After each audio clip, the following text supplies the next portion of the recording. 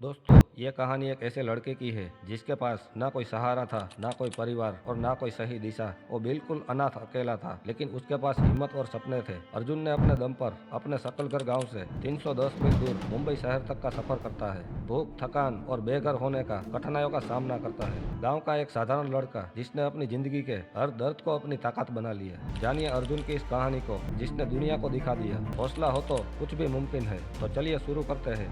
नमस्कार दोस्तों, सकलगढ़ गांव के एक छोटे से कोने में रहने वाला 17 साल का लड़का जिसका नाम था अर्जुन। न माँ बाप, न भाई बहन और न कोई रिश्तेदार, वो बिल्कुल अकेला। अर्जुन का जीवन साधारण था। अर्जुन एक छोटे से टूटे फूटे घर में रहता था। अर्जुन कभी कभी खेतों में काम करके अपना गुजारा चलाया करता था और गांव के लोग उसे सहानुभूति जताते। अर्जुन के टूटे फूटे घर पर गांव के लोग अर्जुन की देखभाल भी करने आते थे। अर्जुन अक्सर गांव की गलियों में घूमता रहता था और पास के खेतों में समय बिताता। उसकी जिंदगी गांव की सीमाओं में ही सिमट गई थी। लेकिन एक दिन अर्जुन ने फैसला किया कि वो अपने छोटे से सकलगढ़ गांव से बाहर निकलकर दुनिया देखेगा। अर्जुन ने एक ठंडी सुबह गांव से बाहर निकलने का फैसला किया। अर्जुन गांव से चलते चलते लंबी सड़कों पर निकल गया। चलते चलते अर्जुन को भूख और थकान महसूस होने लगी, लेकिन अर्जुन को तो यह भी पता नहीं था कि आगे कहाँ जाना है और कहाँ रुकना है। पहले ही दिन सड़क किनारे चलते चलते शाम को भूख से बेहाल थका हुआ एक पेड़ के नीचे बैठ गया। अर्जुन ने आसपास सड़क किनारे देखा तो कुछ बिस्किट के टुकड़े मिले, जिन्होंने खाकर उसने अपनी भूख मिटाई। अर्जुन ने पास के तालाब से पानी पीकर अपनी प्यास बुझाई और सड़क किनारे पेड़ के नीचे ही सो गया।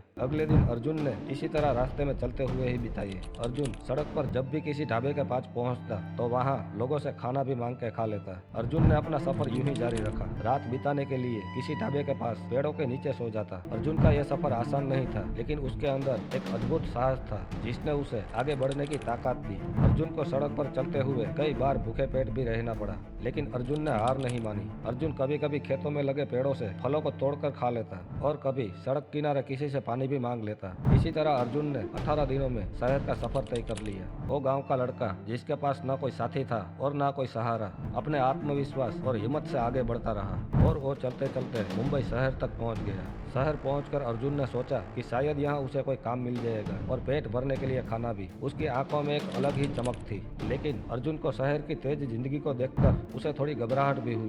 लेकिन अर्जुन ने ठान लिया कि चाहे जो भी हो, मैं यहाँ अपनी जगह बनाऊंगा। और रात होने को आई। अर्जुन को भूख भी लगी थी। खाना मांगने से जो भी मिलता उसी से अपना पेट भर लेता। शहर में अर्जुन के पास रहने का ठिकाना भी नहीं था। वो हर रात किसी गली के किनारे सो जाता। एक दिन अर्जुन की नजर एक चाय की दुकान पर पड़ी और अर्जुन ने दुकान के मालिक से पूछा, मालिक कोई काम है तो बताइए। दुकान के मालिक ने अर्जुन की हालत देखी और उसे अपने यहाँ काम पर रख लिया। और चाय की दुकान के मालिक ने अर्जुन को एक जोड़ी कपड़े भी दिए। अब अर्जुन चाय की दुकान पर काम करने लगा। उसकी जिम्मेदारी थी ग्राहकों को चाय देना, चाय की प्याली, चाय के बर्तन धोना और दुकान की सफाई करना। दिन भर की मेहनत के बाद उसे कुछ पैसे मिलते और रात का खाना अर्जुन का मालिक देता। अर्जुन ने इस काम को पूरी मेहनत और ईमानदारी से किया। शाम होते होते अर्जुन थका हुआ महसूस भी करता, लेकिन हर दिन अर्जुन की आंखों में एक सपना पलने लगा कि वो एक न एक दिन कुछ न कुछ बड़ा करेगा। लेकिन किस्मत ने एक और झटका दिया। कुछ ही महीनों में उसके मालिक की मौत हो गई और अर्जुन का काम छूट गया। वो मायूस होकर एक जगह पर बैठ गया, लेकिन अर्जुन ने हार नहीं मानी। वो जानता था उसे यहाँ ठहरने से और अपना भविष्य बनाने के लिए फिर से काम की तलाश करनी होगी। चाय की दुकान बंद होने के बाद अर्जुन ने सब्जी मंडी में काम करना शुरू किया।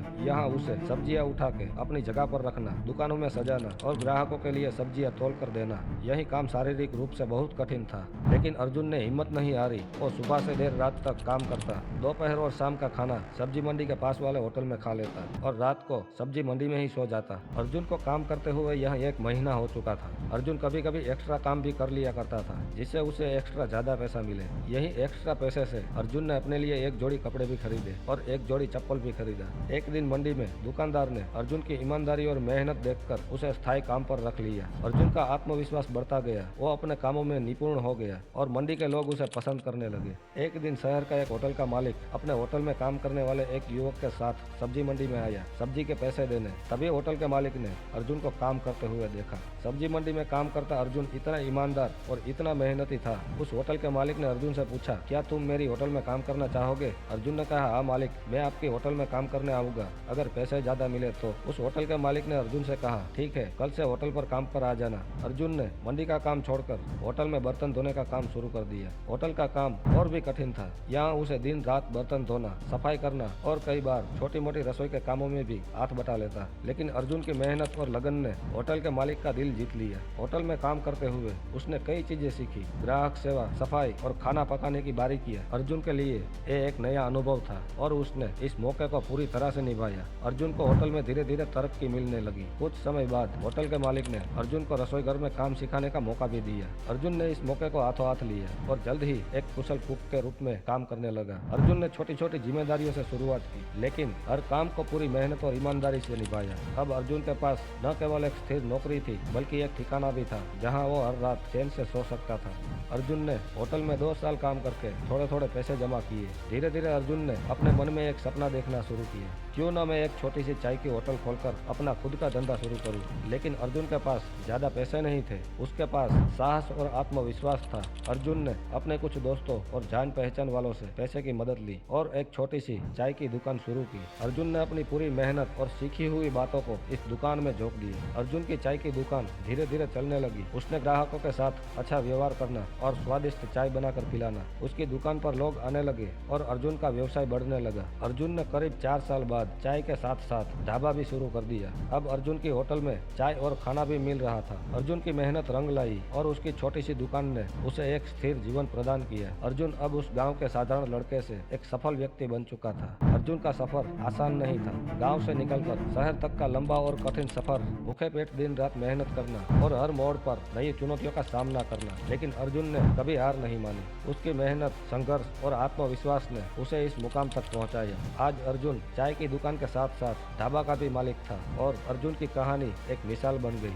अर्जुन ने अपने जीवन में जो कठिनाइयां झेली, वे उसे हर कदम पर मजबूत बनाती गई। अर्जुन ने न केवल अपने जीवन को बेहतर बनाया, बल्कि वो अब अपने जैसे अनाथ बच्चों की मदद करने का प्रयास कर रहा था। अर्जुन की कहानी ने शहर के लोगों को प्रेरित किया। अर्जुन एक दिन अपने सकल घर गाँव गया अपनी कार लेकर। अर्जुन ने अपने गाँव वालों से अपने संघर्ष की बात बताई। गाँव वालों ने अर्जुन की कहानी सुनी तो भावुक हो उठे। गाँव वालों ने अर्जुन को अपने बीच से निकले एक ऐसे हीरो की तरह देखा जिसने अपने अकेलेपन, गरीबी और संघर्ष के बावजूद भी हार नहीं मानी। गांव के एक बुजुर्ग ने अर्जुन के कंधे पर हाथ रखते हुए कहा, बेटा तुमने साबित कर दिया, यदि इरादे मजबूत हो और मेहनत में सच्चाई है तो कोई भी परिस्थिति इंसान को रोक नहीं सकती। गांव के लोग अर्जुन पर गर्व महसूस कर रहे थे और अर्जुन की कहानी अपने बच्चों को सुनाने लगे। अर्जुन ने मुस्कुराते हुए अपने गाँव वालों से कहा, हालात चाहे कितने भी कठिन क्यों न हो, हमें अपने सपनों को नहीं छोड़ना चाहिए। और इसी प्रेरणा के साथ अर्जुन ने गाँव वालों को यही वादा किया कि वो उनकी मदद के लिए हमेशा तत्पर रहेगा, ताकि और भी लोग अपने सपनों को हकीकत में बदल सके। अगर इरादे पक्के हो तो कोई भी इंसान अपनी परिस्थिति से ऊपर उठ सकता है। अर्जुन ने दिखा दिया, जिंदगी में कठिनाइयां, मेहनत और आत्मविश्वास से हम किसी भी चुनौती को पार कर सकते हैं। दोस्तों, ये कहानी कैसी लगी आप कमेंट में जरूर बताना।